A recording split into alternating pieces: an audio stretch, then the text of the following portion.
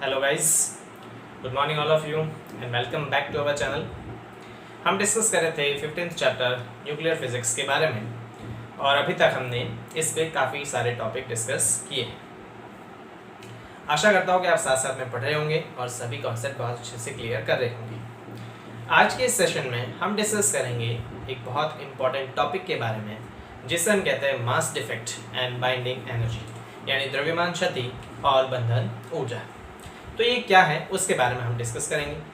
उससे पहले अगर अभी तक आपने मेरे टेलीग्राम ग्रुप को ज्वाइन नहीं किया है तो जल्दी से नीचे डिस्क्रिप्शन बॉक्स में दिए गए लिंक पे जाके उससे जुड़िए, क्योंकि सारे जो वीडियो लेक्चर्स यहाँ पे डिलीवर हो रहे हैं उनका PDF कंटेंट आपको मेरे टेलीग्राम ग्रुप पे मिल जाएगा। और उसके साथ ही अगर आपके कोई डाउट्स हो तो आप मुझे वहाँ पे पूछ सकते हो, मैं उसका सॉल्यूशन जो है डीप और जो ब्रीफ सॉल्यूशन है वो वहाँ पे प्रोवाइड करवा दूँगा। तो चलिए गाइस, शुरू करते हैं आज का session binding energy and mass defect के बारे में। देखिए, हमने क्या पढ़ा कि किसी भी परमाणु का लगभग समस्त धनावेश और मोस्ट ऑफ द द्रव्यमान जो है वो एक छोटे से भाग पर केंद्रित होता है जिसे हमने नाभिक कहा था। ठीक है, यानी कि किसी भी परमाणु का अधिकांश या लगभग समस्त द्रव्यमान उसके नाभिक में होता है और नाभिक में क्या होता है, प्रोटॉन्स और न्यूट्रॉन्स। तो किसी नाभिक के द्रव्यमान को अगर हम मेजर करना चाहें तो मैं बता चुका हूँ उसको मेजर किया जाता है मास स्पेक्ट्रोग्राफ से। ठीक है, किससे मेजर किया जाता है, उसे मेजर किया जाता है मास स्पेक्ट्रोग्राफ से। मैं ये भी बता चुका हूँ कि ये आप हायर स्टडीज़ में पढ़ते हो, लेकिन फिर भी आपको पढ़ने में इंटरेस्ट हो कि सर मास स्पेक्ट्रोग्राफ क्या होता है तो आप मुझे टेलीग्राम ग्रुप पे बता सकते हो। मैं इसका अलग से एक एनिमेटेड वीडियो बना दूंगा जिससे आप समझ पाओगे कि मास स्पेक्ट्रोग्राफ बेसिकली काम कैसे करता है। तो किसी नाभिक के द्रव्यमान को या प्रोटॉन या न्यूट्रॉन के द्रव्यमान को अगर हम मेजर करना चाहे तो उसका जो एनालिटिकल मेथड है उसे मास स्पेक्ट्रोग्राफ कहते हैं। उसके द्वारा हम किसी भी पार्टिकल या नाभिक के द्रव्यमान को मेजर कर सकते हैं। तो हम ये देखते हैं कि अगर किसी नाभिक के द्रव्यमान को मापें तो नाभिक का द्रव्यमान किसके बराबर आना चाहिए, उसमें उपस्थित प्रोटॉन्स और न्यूट्रॉन्स के इंडिविजुअल द्रव्यमान के योग के बराबर। समझिए मेरी बात, अगर हम किसी एक नाभिक की बात करें जिसमें 2 प्रोटॉन्स और 2 न्यूट्रॉन्स हैं, ठीक है,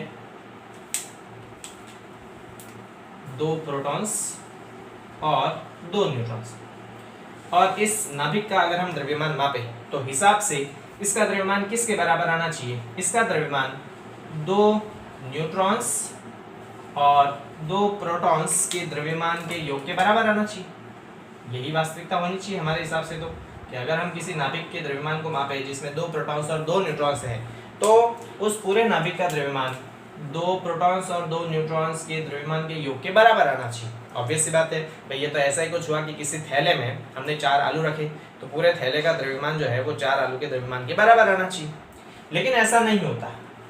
इस नाभिक का द्रव्यमान इसके पार्टिकल्स के द्रव्यमान से हमेशा कम प्राप्त होता है। क्या प्राप्त होता है, कम प्राप्त होता है।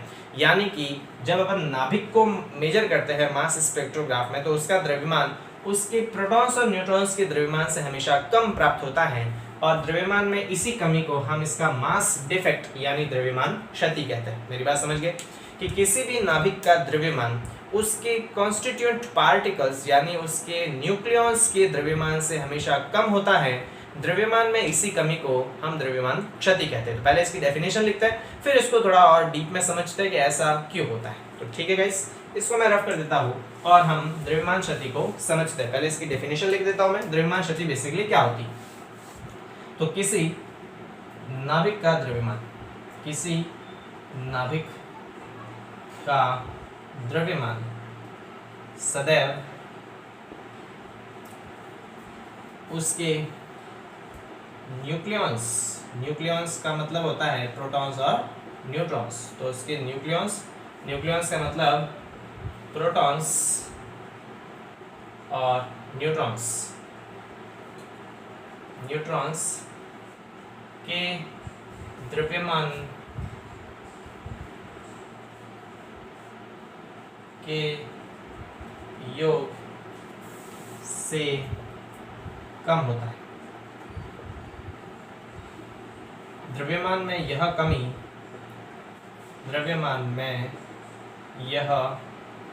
कमी द्रव्यमान क्षति कहलाती है। क्या कहलाती है, द्रव्यमान क्षति। यानी मास डिफेक्ट कहलाती है। क्या बताया मैंने कि किसी भी नाभिक का द्रव्यमान जो है वो उसके न्यूक्लियॉन्स के द्रव्यमान के योग से कम प्राप्त होता है, और द्रव्यमान में इसी कमी को हम उसकी द्रव्यमान क्षति कहते हैं, मास डिफेक्ट कहते हैं। ठीक है, अब समझते हैं हमने क्या पढ़ा था लास्ट क्लास में कि द्रव्यमान मापने की जो छोटी यूनिट होती है एटॉमिक या न्यूक्लियर फिजिक्स में, उसे हम क्या कहते हैं, एटॉमिक मास यूनिट यानी AMU। और ये भी देखा था कि एक AMU, या हम सीधे इसको U लिखते हैं, तो एक U का मान किसके बराबर था, 1.66054 10⁻⁻27 kg। ये एक U का द्रव्यमान था। ठीक है, हमने पढ़ा था प्रोटॉन्स और न्यूट्रॉन्स के द्रव्यमान को भी हमने डिस्कस किया था। प्रोटॉन जो है वो न्यूट्रॉन से थोड़ा हल्का होता है। तो अगर हम प्रोटॉन की बात करें तो एक प्रोटॉन का जो द्रव्यमान होता है, एक प्रोटॉन का द्रव्यमान U के केस में, एक प्रोटॉन का द्रव्यमान एटॉमिक मास यूनिट के फॉर्म में होता है 1.00727 U के आसपास होता है। ठीक है, एक प्रोटॉन का द्रव्यमान कितना होता है, 1.00727 U के बराबर होता है। और एक न्यूट्रॉन का जो द्रव्यमान अगर हम देखें तो एक न्यूट्रॉन का द्रव्यमान 1.00866 U होता है। ठीक है, मैं इस U को थोड़ा व्यवस्थित लिख देता हूँ ताकि ये U दिखे, नहीं तो आपको ये 4 दिखेगा। तो एक प्रोटॉन का द्रव्यमान U के फॉर्म में अगर लिखे तो हालांकि हमें एक U ही लिखते हैं, लेकिन अगर व्यवस्थित तौर पे अगर लिखे पूरा तो इसका मान होता है लगभग 1.00727 U, और एक न्यूट्रॉन का द्रव्यमान होता है 1.00866 U के बराबर। ठीक है, अब हम किसी हीलियम के नाभिक की बात कर लेते हैं। किसकी बात कर लेते हैं, किसी हीलियम के नाभिक की बात करते हैं। तो हीलियम के नाभिक में अगर हम बात करें फॉर हीलियम, तो हीलियम के नाभिक को किस प्रकार से लिखते हैं, 2He4, यानी कि इसमें दो तो होता है प्रोटॉन्स और दो ही क्या होता है, न्यूट्रॉन्स होते हैं। यही होता है, अगर हम हीलियम के नाभिक की बात करें तो इसमें 2 प्रोटॉन्स और 2 न्यूट्रॉन्स होते हैं। तो हीलियम का नाभिक किस प्रकार से होगा, हीलियम के नाभिक में मेरे पास 2 होंगे प्रोटॉन्स और 2 होंगे मेरे पास क्या, न्यूट्रॉन्स। तो इस हिसाब से अगर मैं इस हीलियम के नाभिक को मेजर करना चाहूँ तो इस हीलियम के पूरे नाभिक का द्रव्यमान किसके बराबर आना चाहिए, इस हीलियम के पूरे नाभिक का द्रव्यमान जो है वो किसके बराबर आना चाहिए, वो मैं बता चुका कि 2 न्यूट्रॉन्स और प्लस 2 प्रोटॉन्स के द्रव्यमान के योग के बराबर आना चाहिए। ऐसी कोई सिचुएशन हमारे पास होनी चाहिए कि इस पूरे हीलियम के नाभिक का जो द्रव्यमान है वो प्रोटॉन्स और न्यूट्रॉन्स के द्रव्यमान के योग के बराबर होना चाहिए, लेकिन ऐसा नहीं होता। इस पूरे हीलियम नाभिक का द्रव्यमान इसके प्रोटॉन्स और न्यूट्रॉन्स के द्रव्यमान से क्या होता है, कम होता है। अब समझते हैं वास्तविकता में किस प्रकार का काम होना चाहिए था। तो समझिए, अगर हम पूरे हीलियम के न्यूक्लियस की बात करें, अलग अलग इसको अगर मापे, तो एक प्रोटॉन का द्रव्यमान मेरे पास कितना है, ये है, और एक न्यूट्रॉन का द्रव्यमान मेरे पास ये है। तो हीलियम के नाभिक में कितने प्रोटॉन्स है, 2 तो प्रोटॉन्स है और 2 न्यूट्रॉन्स है। तो अगर हम बात करें कि 2 प्रोटॉन्स का द्रव्यमान किसके बराबर आएगा, तो 2 प्रोटॉन्स के द्रव्यमान की अगर बात करें तो इसको अपन 2 से गुणा कर देंगे। तो इसको 2 से गुणा करते तो मेरे पास क्या आ जाएगा, क्या आ जाएगा, यहाँ से अपन करेंगे 7 दूने 14 और ये 5, 1454 002, ये मेरे पास आ जाएगा 2.001454 U के बराबर। ये 2 प्रोटॉन के द्रव्यमान के बराबर आ जाएगा। और 2 न्यूट्रॉन का द्रव्यमान निकाले यहाँ से, तो 2 न्यूट्रॉन का द्रव्यमान किसके बराबर आएगा, इसको अपन 2 से गुणा कर देंगे तो मेरे पास क्या आ जाएगा, 6 दूनी 12 और 1 13, ये आ जाएगा 12 13 1 1732 और 2.00, ये 2 न्यूट्रॉन्स के द्रव्यमान का बराबर आ जाएगा। अगर हम बात करें इन दोनों प्रोटॉन्स और न्यूट्रॉन्स के द्रव्यमान को जोड़े, यानी ये चारों का द्रव्यमान आ जाएगा, तो इस केस में 2 प्रोटॉन्स और प्लस 2 न्यूट्रॉन्स का द्रव्यमान कितना आ जाएगा, इन दोनों को जोड़ देते हैं तो ये मेरे पास आ जाएगा 6, ये 8 7 4 11 और ये 3004 पॉइंट, ये आ जाएगा मेरे पास 2 प्रोटॉन्स और न्यूट्रॉन्स का द्रव्यमान। इतना आना चाहिए हम अगर इन सभी के द्रव्यमान को जोड़े तो।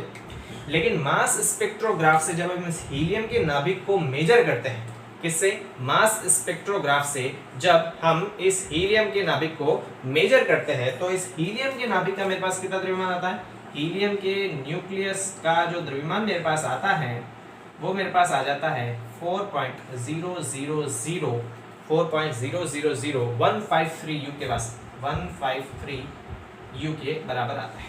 ठीक है, हम क्या देखते हैं कि 2 प्रोटॉन और न्यूट्रॉन का द्रव्यमान तो हमारे पास आता है 4.003186 U के बराबर, लेकिन मास स्पेक्ट्रोग्राफ से जब डायरेक्ट हम न्यूक्लियस को मेजर करते हैं, द्रव्यमान मापते हैं, तो उसका द्रव्यमान आता है 4.000153 U के बराबर।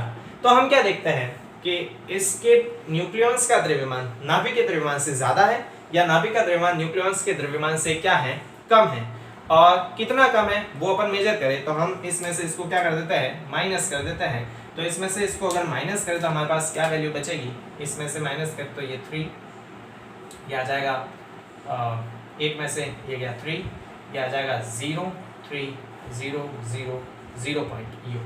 और ये इससे कितना कम है, ये इससे 0.003033 u कम है। और द्रव्यमान में इसी कमी को हम इसकी द्रव्यमान क्षति कहते हैं। क्या कहते हैं गाइस, इसे हम कहते हैं द्रव्यमान क्षति।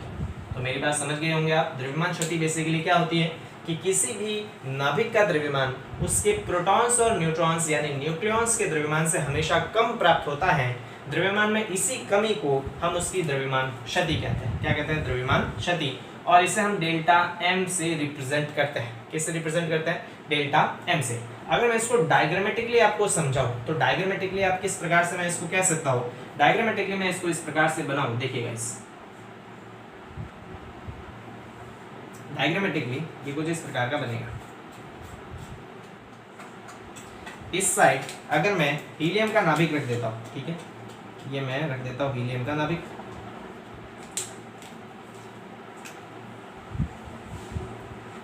ये हीलियम का नाभिक, और इधर 2 न्यूट्रॉन्स और 2 प्रोटॉन्स को अलग से मैं रख देता हूँ, ठीक है। तो हमेशा ही हम ये देखते हैं कि इस नाभिक का जो द्रव्यमान है वो इनके न्यूक्लियस के द्रव्यमान से कम आएगा, मतलब ये बैलेंस नहीं हो पाएगा।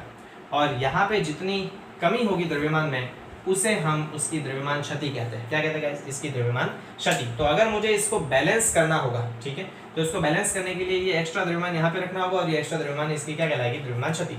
तो मोटे मोटे तौर पे मैंने आपको ये बताया कि किसी भी नाभिक का द्रव्यमान हमेशा ही उसके न्यूक्लियस के द्रव्यमान से कम प्राप्त होता है और द्रव्यमान में इसी कमी को हम उसकी द्रव्यमान क्षति कहते हैं। क्या कहते हैं गाइस, द्रव्यमान क्षति।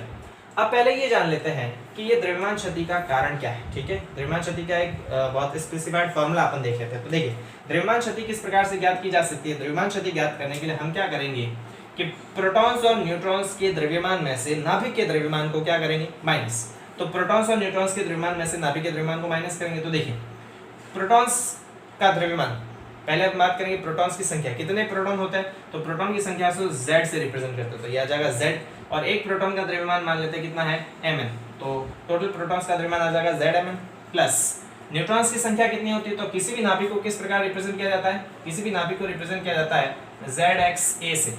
इसमें न्यूट्रॉन की संख्या निकालनी हो तो इस a में से z को क्या किया जाता है, माइनस। ये न्यूट्रॉन की संख्या होती है, तो न्यूट्रॉन की संख्या कितनी होती है, न्यूट्रॉन की संख्या होती है a माइनस z। इतने न्यूट्रॉन्स होंगे और एक न्यूट्रॉन का द्रव्यमान कितना आ जाएगा, mn। तो ये तो आगे प्रोटॉन्स का द्रव्यमान, समस्त प्रोटॉन का द्रव्यमान, ये आ गया समस्त न्यूट्रॉन्स का द्रव्यमान।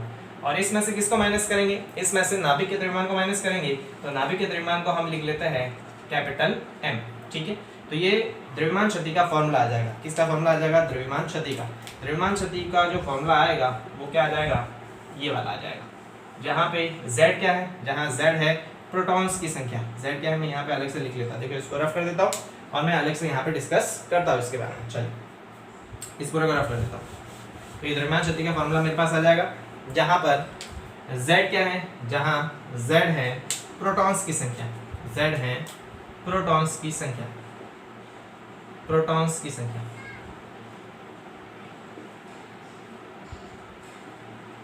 ठीक है।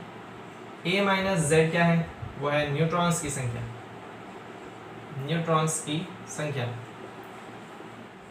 M P क्या है, एक प्रोटॉन का द्रव्यमान, एक प्रोटॉन का द्रव्यमान, ठीक है। Mn क्या है, एक न्यूट्रॉन का द्रव्यमान, एक न्यूट्रॉन का द्रव्यमान।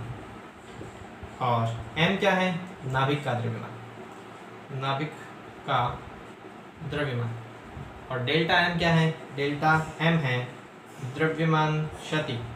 तो बेसिकली द्रव्यमान क्षति क्या होती है कि किसी भी नाभिक का द्रव्यमान हमेशा ही उसके प्रोटॉन्स और न्यूट्रॉन्स के द्रव्यमान से क्या प्राप्त होता है, कम प्राप्त होता है। और इसी द्रव्यमान में कमी को हम उसकी द्रव्यमान क्षति कहते हैं। तो अब ये समझने का हम प्रयास करते हैं कि द्रव्यमान क्षति बेसिकली होती क्यों है। ये एक्स्ट्रा मास जो यहाँ से गायब हो गया, भाई न्यूक्लियस जब नहीं बना रहे थे, प्रोटॉन्स और न्यूट्रॉन्स अलग अलग थे, तब तो उसमें द्रव्यमान ज़्यादा था। जब उन्होंने नाभिक बनाया तो उसका द्रव्यमान कम हो गया। ये तो कुछ ऐसा ही हुआ कि हमने 4 आलू को बाहर मेजर किया तो वो 1 किलो के थे, जब थैले के अंदर डाला तो 800 ग्राम के हो गए, तो एक्स्ट्रा मास कहाँ गया उसके बारे में हम डिस्कस करते हैं कि द्रव्यमान क्षति हुई ही क्यों। तो इस पूरे को मैं रफ कर देता हूँ गाइस, स्क्रीनशॉट ले लिया होगा आई गेस आपने। चलिए इस पूरे को अपन रफ करते हैं, द्रव्यमान क्षति के बारे में थोड़ा और डिस्कस करते हैं। तो समझिए गाइस, हम ये देखते हैं कि जब प्रोटॉन्स और न्यूट्रॉन्स मिलकर, जब प्रोटॉन्स और न्यूट्रॉन्स मिलकर किसी नाभिक को बनाते हैं, ठीक है, यहाँ पे मैं प्रोटॉन्स और न्यूट्रॉन्स ले रहा हूँ, जब प्रोटॉन्स और न्यूट्रॉन्स आपस में मिलकर किसी नाभिक को बनाते हैं, ये प्रोटॉन्स है 4, मैं हीलियम की नाभिक की बात कर रहा हूँ, यहाँ पे 2 प्रोटॉन और 2 न्यूट्रॉन मिलकर जब किसी हीलियम के नाभिक को बनाते हैं, इस प्रकार का कोई नाभिक बनाते हैं,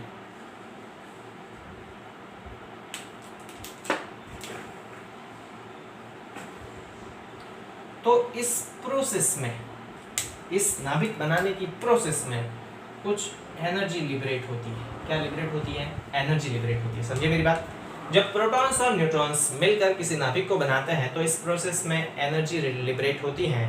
और कितनी एनर्जी लिबरेट होती है उसकी अगर हम बात करें तो हमने पढ़ा था इससे पहले वाले लेक्चर में कि आइंस्टाइन का ऊर्जा द्रव्यमान समतुल्यता सिद्धांत कहता है कि द्रव्यमान ऊर्जा का ही एक रूप है और किसी भी द्रव्यमान से संबंधित ऊर्जा को लिखा जाता है E = mc²। तो यहाँ पर अल्बर्ट आइंस्टाइन ने क्या बताया कि जब प्रोटॉन्स और न्यूट्रॉन्स मिलकर नाभिक बनाते हैं तो वहां से ऊर्जा निकलती है। ये ऊर्जा कहाँ से आती है? ये ऊर्जा यहाँ मास में यानी द्रव्यमान में हुई क्षति के कारण ही लिबरेट होती है। तो समझिए कि जब प्रोटॉन्स और न्यूट्रॉन्स मिलकर द्रव्यमान नाभिक बनाते हैं तो उस स्थिति में जो ऊर्जा लिबरेट होती है, जो ऊर्जा निकलती है, वो ऊर्जा इस द्रव्यमान क्षति के रूप में ही निकलती है। मतलब द्रव्यमान में जो कमी होती है वो द्रव्यमान में कमी किस में बदल जाती है? ऊर्जा में बदल जाती है। तो यहाँ पर जब प्रोटॉन्स और न्यूट्रॉन्स मिलकर नाभिक बनाते हैं तो हमने द्रव्यमान क्षति को कितना लिखा था? तो द्रव्यमान क्षति को हमने लिखा था ΔM, वो घट जाती है इतनी द्रव्यमान। तो यहाँ पे जो ऊर्जा निकलेगी वो ऊर्जा किससे दी जाएगी? वो ऊर्जा दी जाएगी द्रव्यमान इंटू प्रकाश की चाल का स्क्वायर। तो यहाँ पे द्रव्यमान की जगह कितना आ जाएगा? ΔM और इंटू c²। ये ऊर्जा जो है इसे हम बंधन ऊर्जा या नाभिकीय बंधन ऊर्जा कहते हैं। ठीक है, मेरी बात समझिए। हमने क्या बताया कि जब प्रोटॉन्स और न्यूट्रॉन्स मिलकर किसी नाभिक को बनाते हैं उस स्थिति में इस नाभिक से ऊर्जा निकलती है। ये ऊर्जा किसके कारण निकलती है? यहाँ द्रव्यमान में हुई कमी के कारण। मतलब द्रव्यमान में जितनी कमी हुई है वो कमी कहीं नहीं गई बल्कि ऊर्जा में बदलकर निकल जाती है और इसी कारण यहाँ ऊर्जा में क्या होती है? कमी होती है। और जितनी ऊर्जा निकलती है उस ऊर्जा को अपन बंधन ऊर्जा या नाभिकीय बंधन ऊर्जा कहते हैं। अब नाभिकीय बंधन ऊर्जा क्यों कहा इसको? क्यों, समझिए। हम दूसरी सिचुएशन लेते हैं। मान लेते हैं कि हमारे पास ये नाभिक है ऐसा का ऐसा, ये हीलियम के नाभिक की अगर अपन बात करें तो हमारे पास मान लेते हैं ये हीलियम का नाभिक है जिसमें 2 प्रोटॉन और 2 न्यूट्रॉन है। ठीक है, तो इस स्थिति में अगर इस नाभिक को हमें तोड़ना है, ठीक है, तो नाभिक को तोड़ने के लिए हमें इसे क्या देनी पड़ेगी? ऊर्जा देनी पड़ेगी। और कितनी ऊर्जा देनी पड़ेगी? जितनी ऊर्जा ये नाभिक बनाते समय रिलीज कर रहा है तो उतनी ही ऊर्जा हमें यहाँ पे इसको वापस देनी पड़ेगी, Δmc² के बराबर। तो जब इसको हम इतनी ऊर्जा देंगे इस स्थिति में ये वापस इसके कॉन्स्टिट्यूएंट पार्टिकल में टूट जाएगा। मतलब 2 प्रोटॉन्स और 2 न्यूट्रॉन्स में टूट जाएगा। तो हम नाभिकीय बंधन ऊर्जा को 2 प्रकार से परिभाषित कर सकते हैं। 2 प्रकार से किस तरह से? समझिए मेरी बात, है ना। हम इसको थोड़ा डिटेल में डिस्कस करेंगे। समझिए कि जब सर्टेन नंबर में, जब निश्चित संख्या में प्रोटॉन्स और न्यूट्रॉन्स मिलकर किसी नाभिक को बनाते हैं उस स्थिति में जितनी ऊर्जा निकलती है उस ऊर्जा को नाभिकीय बंधन ऊर्जा कहते हैं, पहली डेफिनेशन। या किसी नाभिक को उसके अवयवी कणों में तोड़ने के लिए, न्यूक्लियॉन्स में तोड़ने के लिए जितनी ऊर्जा की आवश्यकता होगी उसे भी हम क्या कहते हैं? नाभिकीय बंधन ऊर्जा।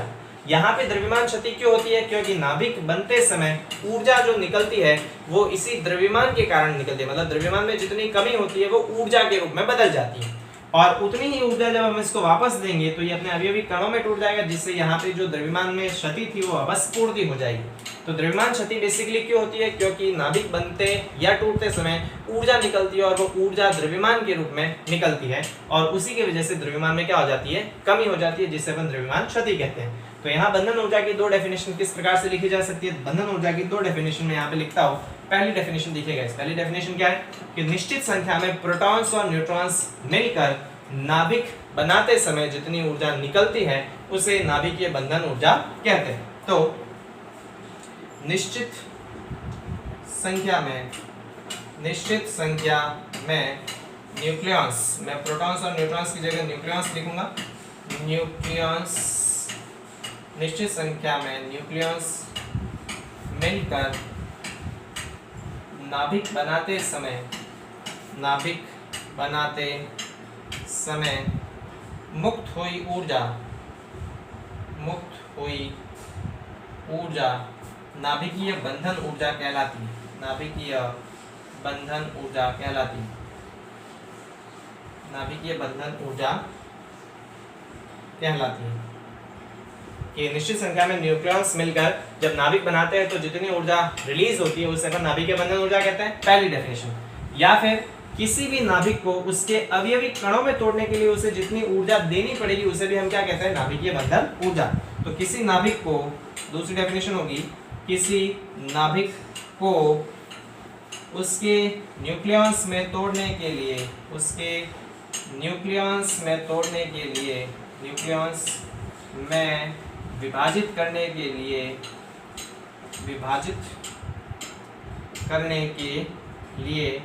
आवश्यक ऊर्जा नाभिकीय बंधन ऊर्जा कहलाती है। नाभिकीय बंधन ऊर्जा कहलाती है। ठीक है, तो दोनों डेफिनेशन इसकी सही है कि किसी नाभिक के बनते समय जो ऊर्जा निकलती है उसे नाभिकीय बंधन ऊर्जा कहते हैं, या नाभिक को तोड़ने के लिए जितनी ऊर्जा चाहिए उसे भी नाभिकीय बंधन ऊर्जा कहते हैं। और इंपॉर्टेंट बात कि यहाँ नाभिकीय बंधन ऊर्जा किसके कारण मिलती है, द्रव्यमान में जो कमी होती है यानी द्रव्यमान क्षति ही किसमें बदलती है, नाभिकीय बंधन ऊर्जा में। तो इंपॉर्टेंट बात मैं यहाँ पे लिख देता हूँ कि द्रव्यमान क्षति ही, या द्रव्यमान में कमी जो है जिसे अपन ने द्रव्यमान क्षति कहा था, द्रव्यमान क्षति ही नाभिकीय बंधन ऊर्जा में बदलती है। द्रव्यमान क्षति ही नाभिकीय बंधन ऊर्जा में बदलती है। ठीक है, नाभिकीय बंधन ऊर्जा में बदलती है। तो ये इंपॉर्टेंट बातें हमने कर ली कि बेसिकली द्रव्यमान क्षति क्या होती है और नाभिकीय बंधन ऊर्जा क्या होती है। अब समझिए इस बात को, मेरी बात को। हमने ये देखा कि जब नाभिक बनता है उस समय ऊर्जा रिलीज होती है और उस ऊर्जा की रिलीज होने के कारण ही ये नाभिक स्टेबल होता है। हमने क्या पढ़ा कि अगर ऊर्जा का मान ज्यादा होगा तो उसकी स्टेबिलिटी कम होती है, किसी भी पार्टिकल की स्टेबिलिटी कम होती है, और ऊर्जा अगर कम होगी तो स्टेबिलिटी ज्यादा होगी। तो जब न्यूक्लियॉन्स मिलकर नाभिक बनाते हैं, इस नाभिक के बनते समय जब इसमें से ऊर्जा निकल गई, मतलब इस नाभिक में ऊर्जा क्या बची है, बहुत ही कम। नाभिक में ऊर्जा बहुत कम बची है, मतलब ये नाभिक स्थायी हो जाता है, उसमें कम ऊर्जा होगी। और इसी प्रकार जब इस नाभिक को अपन ऊर्जा देंगे बाहरी स्रोत से, अब इस नाभिक में ऊर्जा कम है तो ये स्टेबल है, लेकिन जब इसको हम बाहरी स्रोत से ऊर्जा देंगे, मतलब इसमें ऊर्जा बढ़ा दी हमने, जब इसमें ऊर्जा बढ़ गई तो ये नाभिक अनस्टेबल हो जाएगा, और अनस्टेबल होने के कारण ये अपने अवयवी कणों में टूट जाएगा। मतलब नाभिकीय बंधन ऊर्जा रिलीज क्यों होती है, नाभिकीय बंधन ऊर्जा रिलीज इसलिए होती है ताकि इस नाभिक में ऊर्जा कम रहे और ये नाभिक स्थायी रहे, और इसी नाभिक को अगर हम वापस ऊर्जा दे देंगे तो इसमें ऊर्जा बढ़ जाएगी, और ऊर्जा बढ़ने के कारण ये विभाजित हो जाएगा, मतलब स्टेबल नहीं रहेगा, नाभिक टूट जाएगा। ठीक है, तो इसके बारे में हम हमारे अगले वीडियो लेक्चर में थोड़ा और डीप डिस्कस करेंगे कि नाभिकीय बंधन ऊर्जा स्टेबिलिटी से किस प्रकार से रिलेटेड है, और पर न्यूक्लियन बाइंडिंग एनर्जी और इसके कर्व के बारे में डिस्कस करेंगे। तो मिलते हैं गाइस अगले वीडियो लेक्चर में। Thank you so much. इस सभी का स्क्रीनशॉट ले लीजिएगा और अपने पैगाम में कर लीजिएगा।